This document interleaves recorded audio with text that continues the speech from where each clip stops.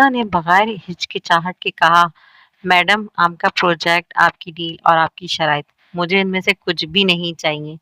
میں محنت کر کے صفر سے شروعات کر سکتا ہوں، لیکن اپنی عزت نفس اور اپنے ایمان کا سودا کبھی نہیں کروں گا۔ نورین کا چہرہ غصے سے سرخ ہو گیا۔ حمزہ، تم جانتے بھی ہو تم کیا کہہ رہے ہو؟ میں ایک فون کال پر تمہارا کیریئر تباہ کر سکتی ہوں۔ تمہیں اس شہر میں کوئی پروجیکٹ نہیں ملے گا۔ آپ جو بھی کرنا چاہتی ہیں شوق سے کیجیے۔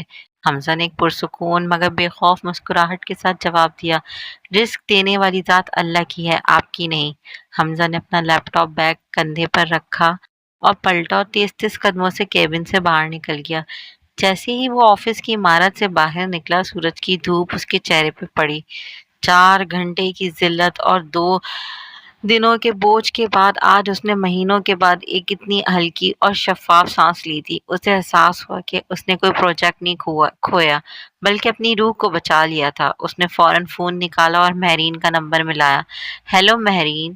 حمزہ، تم ٹھیک ہو؟ آواز اتنی بدلی ہوئی کیوں ہے؟ مہرین نے دوسری طرف بڑی فکر مندی سے پوچھا۔ ہاں ہاں، میں بالکل ٹھیک ہوں مہرین، بلکہ آج تو میں بہت خوش ہوں۔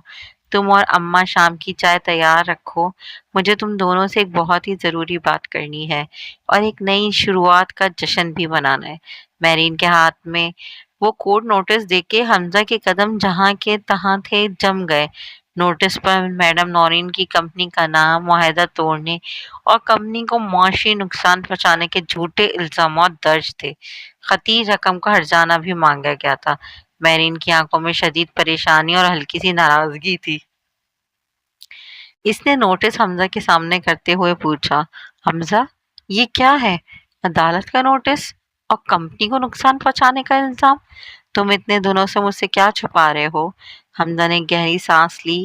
اب چھپانے کا وقت گزر چکا تھا۔ اس نے نوٹس ایک طرف رکھا، مہرین کے دونوں ہاتھوں کو اپنے ہاتھوں میں لیا اور صوفے پہ بٹھایا۔ مہرین، میں تمہیں بس پریشان نہیں کرنا چاہتا تھا، لیکن شاید میری خاموشی نے چیزوں کو اور بگاڑ دیا۔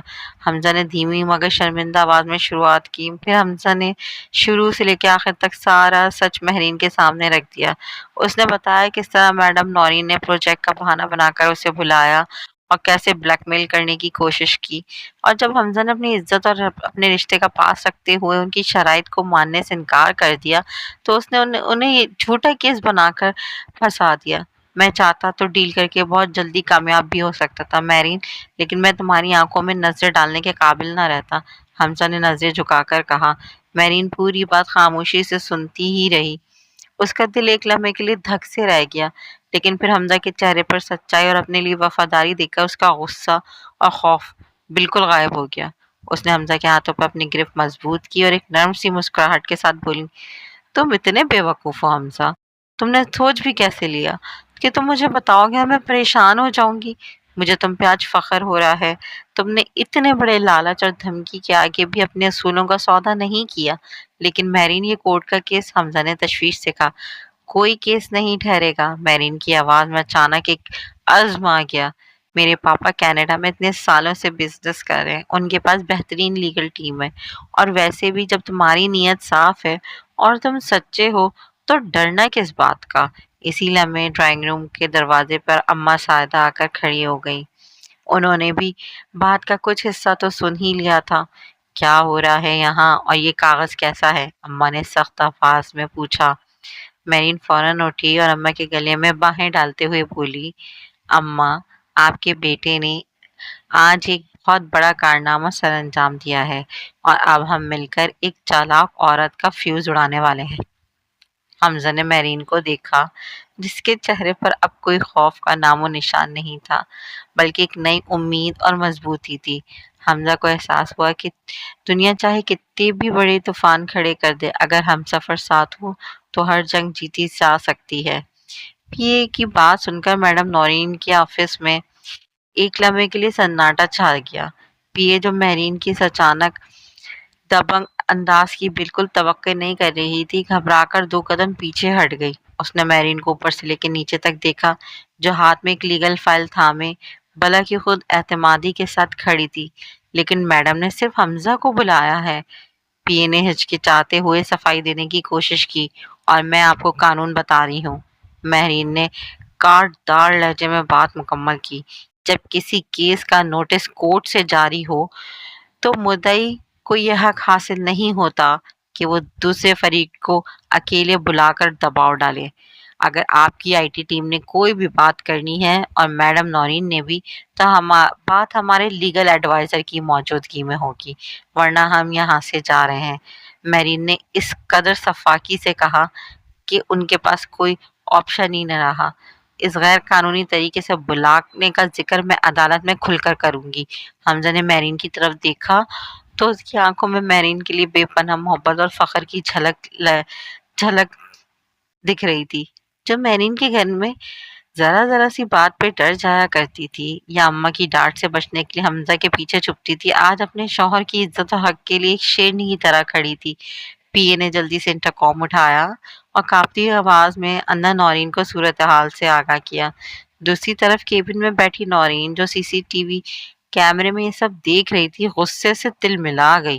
اس کا پلان تھا کہ وہ حمزہ کو اکیلے میں بلا کر کورٹ کیس کا ڈراوا دکھائے گی اور دوبارہ بلیک میل کرے گی، لیکن میرین کی اس پوری چال نے پانی پھیر دیا تھا۔ چند سیکنڈز کے بعد پی اے نے ڈرتے ڈرتے کہا، آپ دونوں اندر جا سکتے ہیں۔ میرین نے حمزہ کی طرف دیکھ کر ایک اطمینان بخش مسکراہٹ پاس کی اور بولی، چلو حمزہ، اب ذرا میڈم کی آئی ٹی ٹیم اور ان کے ڈراموں سے بھی مل لیں۔ دونوں جیسے ہی کیبن میں داخل ہوئے، نورین اپنی کرسی پر تن کر بیٹھی ہوئی تھی، لیکن ان کے چہرے پر جلاہٹ صاف نظر آ رہی تھی۔ مسٹر حمزہ، میں نے سوچا تھا آپ میں کچھ پروفیشنلزم ہوگا، لیکن آپ تو کسی بچی کو اپنا وکیل بنا کر لے آئے ہیں۔ نورین نے طنز کرتے ہوئے میرین پر تیر چلایا۔ میرین بالکل بھی متاثر نہیں ہوئی۔ اس نے حمزہ کی کرسی کے ساتھ والی کرسی کھینچی، اطمینان سے بیٹھی اور فائل ڈیسک پر رکھتے ہوئے سیدھا نورین کی آنکھوں میں دیکھا۔ میڈم نورین، شخصیات پر تبصرہ کرنے کے بجائے کام کی بات کرتے ہیں۔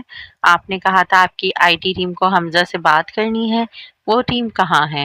اور اگر بات سچ میں پروجیکٹ کے کسی فنی مسئلے پر ہے تو عدالت میں دیے گئے آپ کے نوٹس کے برعکس آپ ہمارے ساتھ آؤٹ آف کورٹ سیٹلمنٹ کرنے کی کوشش کیوں کر رہی ہیں؟ میرین کا ایک ایک لفظ سیدھا نشانے پر لگا۔ نورین کا رنگ زرد پڑ گیا۔ ان کے پاس میرین کے سیدھے قانونی سوالوں کا کوئی جواب نہیں تھا۔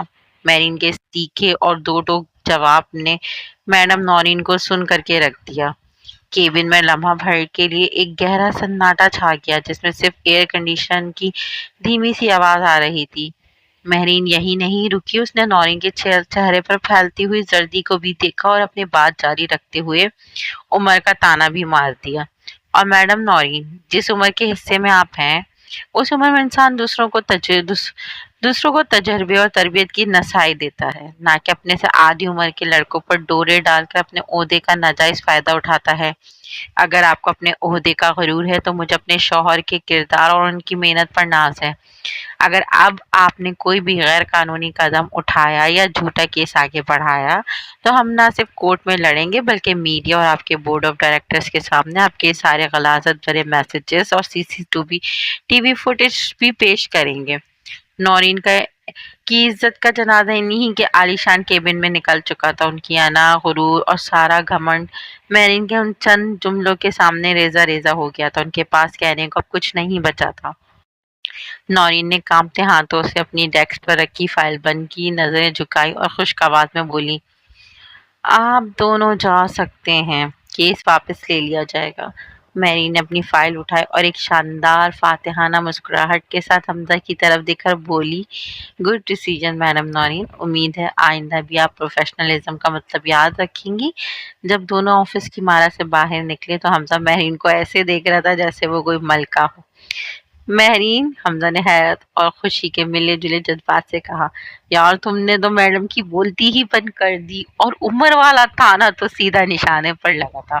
میرین نے اتراتے ہوئے اپنے بال پیچھے کیے، تو اور کیا، میری ساس کی جگہ پر بیٹھ کر میرے شوہر پر چانس مار رہی تھی، اسے کیا لگا میرین صرف گھر میں خاموش بیٹھے گی؟